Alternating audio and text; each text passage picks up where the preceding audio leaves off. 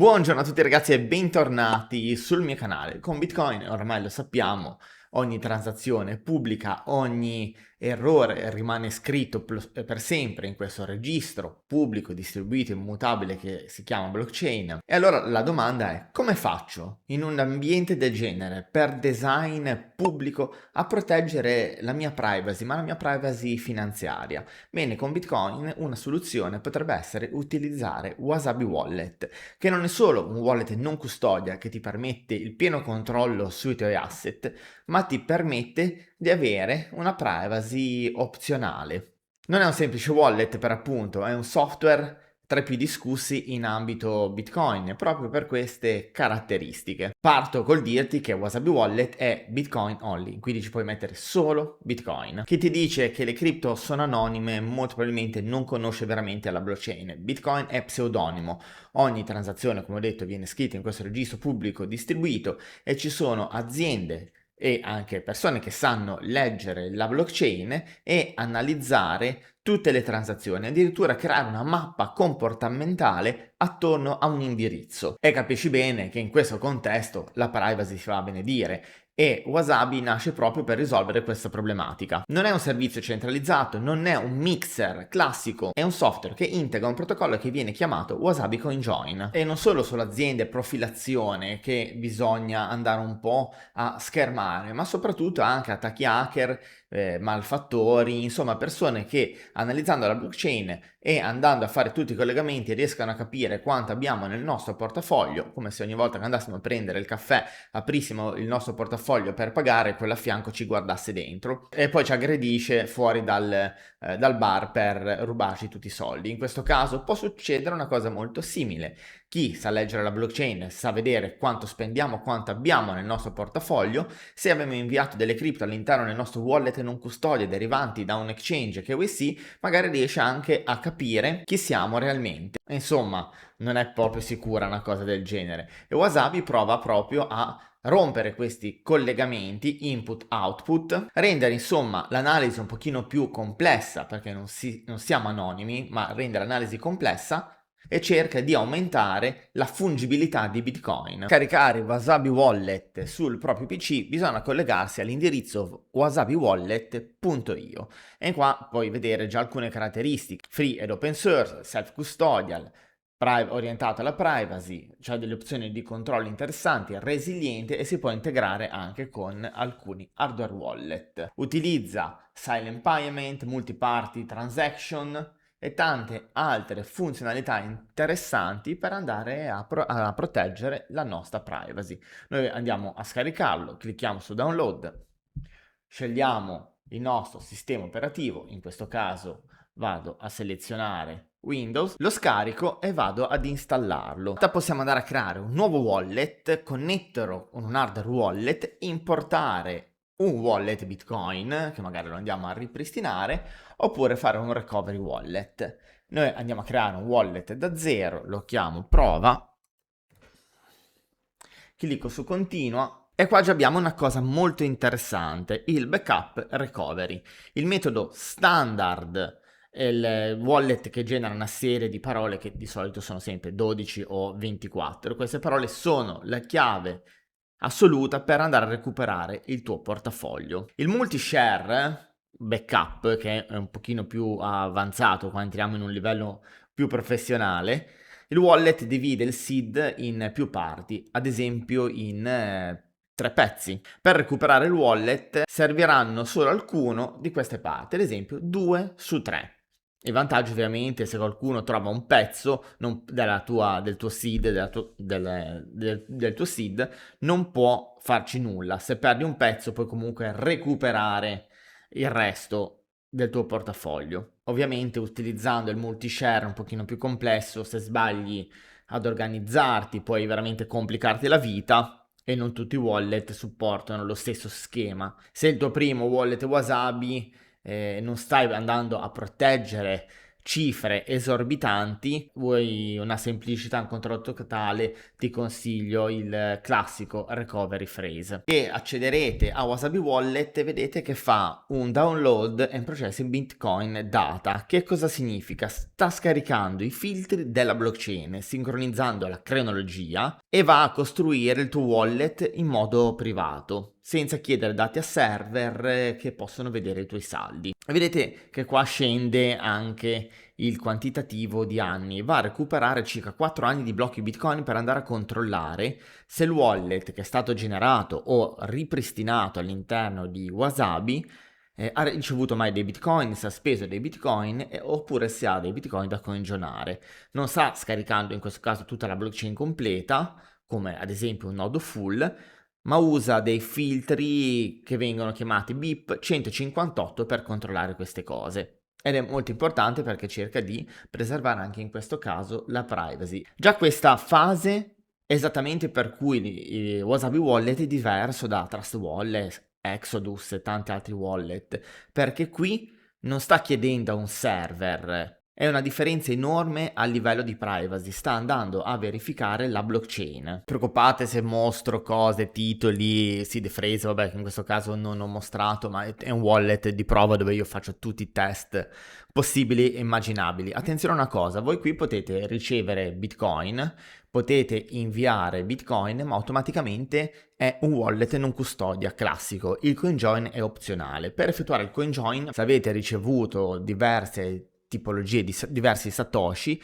potete andare su Wallet Coin, andare a selezionare quali satoshi, quali bitcoin vuoi inviare e utilizzare con il CoinJoin. Una volta che si seleziona apparirà la scritta CoinJoin. Impostazioni di CoinJoin, ovvero cliccando su Wallet Setting, andiamo su questa schermata dove abbiamo General, CoinJoin e pure Tool. Vabbè, il wallet name è facile, è il nome del vostro wallet che potete andare a rimodificare. Non influisce sulla privacy e serve solo per distinguere i vari wallet che hai all'interno di Wasabi. Per quanto riguarda l'impostazione Default Send Workflow, dove c'è la possibilità di fare automatico o manuale, vi consiglio di lasciare automatico, dove significa che Wasabi evita di mescolare coin mixati e non mixati. Invece la modalità manuale puoi selezionare tu gli input, ma rischi qua di fare errori magari di privacy. Ad esempio unisci un UTXO congionato con uno non congionato e ovviamente rompi un po' questa sorta di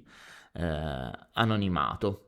Diciamo che Automatic è la scelta più intelligente. Qui invece Change Address Type possiamo scegliere Segwit e Taproot, Segwit oppure Taproot. Diciamo che per equilibrio tra fee, compatibilità, eventualmente privacy, lascerei come address Segwit e anche come default receive address. Ora passiamo all'altra parte su cosa? Il CoinJoin. Allora, di base si ha il default strategy, ma partiamo da sinistra. Questa modalità, se la selezioni, sta praticamente dicendo a Wasabi: non mi interessa risparmiare sulle fee, voglio più round possibili, quindi voglio coinjonare il più possibile i miei bitcoin per avere un anonimato veramente alto. Cosa cambia rispetto al default strategy? Vedete lo score target 10, score target 33, quindi vuol dire questo numero che ci sono più cicli di CoinJoin, più frammentazione degli UTXO, ovviamente più tempo di attesa, parecchio, e costi molto più elevati. La possiamo un po' vedere come la modalità più hardcore, diciamo che già il default strategy con 10 round è elevatissima. Anche perché i round cosa significano? Vuol dire che ogni tuo output deve essere mischiata abbastanza volte per raggiungere un livello di annominato interno pari comunque a questo valore.